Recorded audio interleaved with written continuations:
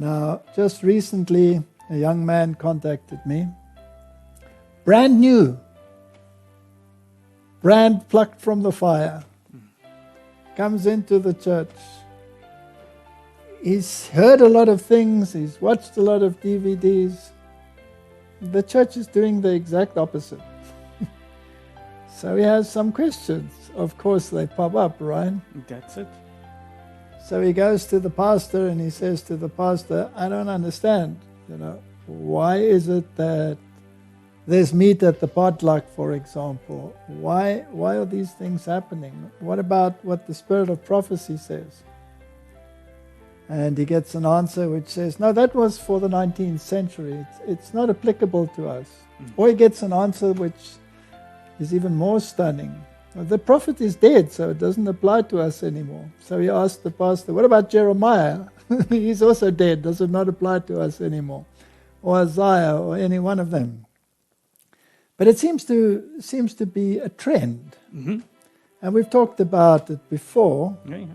But these articles that come out that you can't use 19th century literature. The articles hasn't stopped. No, so we can't stop. No, the articles don't stop. And I think we've mentioned it before. But to argue that you can't print the books from the spirit of prophecy because it requires trees and we've got a climate change crisis, so we'll have to stop that. What about all the other garbage that is printed in the world? But that mustn't go out. When people start arguing like that, I want to use adjectives which I best refrain from, or else I could cross a certain line. You see, okay, and it also is saddening me because those people that are writing these articles or pastors that preach this or any person that says this is supposedly part of this church. Yes, they shouldn't be answering like it. I don't mind someone saying, let's say this particular person particularly asks about meat eating, right? If the pastor would say, I know it's right, but we're just not getting it right yet. We're struggling with that. I hope the Lord can change our hearts soon. I have no problem with that. I don't want to, hammer the thing, but to blatantly say, that's nonsense. We don't have to do that. That crosses a certain line, Exactly. You see, the thing is, if it wasn't actually only mentioning the food, anything that is mentioned, do you treat the Bible the same?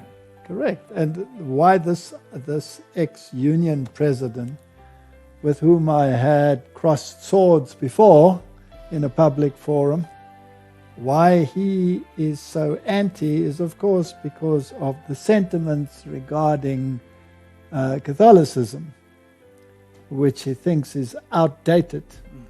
He's going to get a big surprise one day. Yes. And I hope he's ready for it. When I read about these things in the Bible, I don't want to go into great detail with this, but it's so interesting when you read in the book of Numbers about the people of Israel and how they were. And I just love what Moses had to go through. Well, I don't love what he had to go through, but I love the responses because they're so real for our time. When he says to the Lord, when they crave the flesh food, he says, when shall I have flesh to give unto all this people? For they weep unto me, saying, give us flesh that we may eat. I am not able to bear all this people alone, because it is too heavy for me. And then he says, and if thou thus deal thus with me, kill me. I pray thee out of hand, if I have found favor in thy sight, and let me not see my wretchedness. And I'm laughing. I'm laughing because it's so real. He says, get rid of me, I can't handle this anymore. No, I can't take it anymore. And you know what? Nothing has changed since Moses' time. It's exactly the same. Why are you dealing thus with me? Just kill me. Just give it to me straight, Just get rid of me. if I have found favor in your sight, then get rid of me. Isn't that cute? Yeah. And then the Lord says to him, okay, go and get 70 wise men, bring them to the tabernacle, and he gets 70 of them. Now, did that work out absolutely like it should have?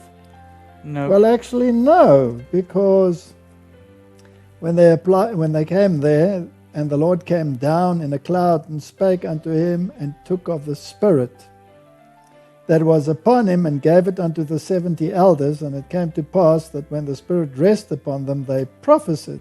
But then there's a but, verse 26. There remained 2 of the men in the camp. So 2 of those 70 didn't pitch up. And we're going, Yeah. who summoned them? God. Yep. Two of them said, I'm not going. And it's so interesting. The name of one was Eldad, and the name of the other was Medad. But amazingly, the Spirit rested upon them, and they started to prophesy. So God saw them there in their tent, and he poured the Spirit upon them. Now Joshua looked at this, and he was disgusted. What's going on here? And there ran a young man and told Moses and said, Eldad and Medad do prophesy in the camp. And Joshua, the son of Nun, the servant of Moses, one of the young men, answered and said, My Lord Moses, forbid them! Stop this immediately! And Moses said unto him, Enviest thou for my sake? Would God that all the Lord's people were prophets, and that the Lord would put his Spirit upon them. He was a meek and gentle man, right? So he wasn't too concerned, but here they were prophesying, but stubborn, eh? Stubborn. Now, It sounds familiar. don't we have the same thing? Exactly the same And thing. then Aaron and Miriam, Oh, yeah. they got all Twitter and bisted and decided that Moses was taking too much advice from his wife, and they didn't like the fact that she was Ethiopian, says the Bible, and the footnote says, or Cushite. Whether it was so, Ellen White says she was not a Cushite, but she was darker than the others. And it looked like that problem's been around for a long time. Eh? We thought it is only popping up now. And then Miriam got a reproof. But this is interesting. In verse 6 from chapter 12 it says, Hear my words, if there be a prophet among you.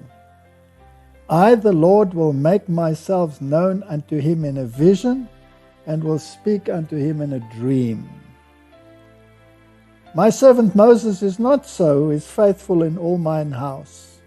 With him will I speak mouth to mouth, even apparently, and not in dark speeches. I'll give it to him straight. Is it necessary sometimes to get a straight testimony? Yeah. A straight testimony. Because you're so confused, you don't understand what's going on, or you want to be confused. But didn't God always do that? Didn't he always send a straight testimony whenever there was something creeping in that didn't make it straight? Okay, so there you can't argue. You can't say maybe like that or maybe not, because he gives it straight, right? And the similitude of the Lord shall he behold. Wherefore then were you not afraid to speak against my servant Moses? He's talking to Aaron and Miriam. Were you not afraid? I wonder if some of these pastors or some of these so-called leaders that rail against the spirit of prophecy, are they not afraid to speak against the servant of the Lord? Exactly. Are they not afraid? Who will not be afraid? It's What just spirit surprising. is not afraid?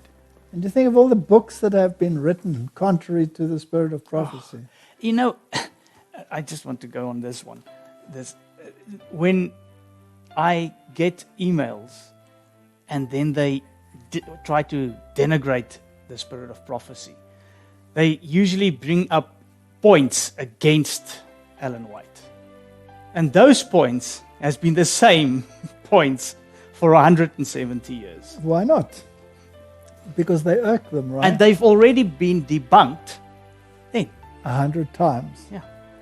And mostly when you go back into the history, I've been reading the history lately. If you go back into that history of all these people that railed against the spirit of prophecy, that were from us but not of us, that went from us, what happened to them? They all fizzled out, right? But this message is still going after all these years. Why didn't that message fizzle out, right? Why is it still irritating everybody today? It is. You know what? This is the only one that's standing against the others.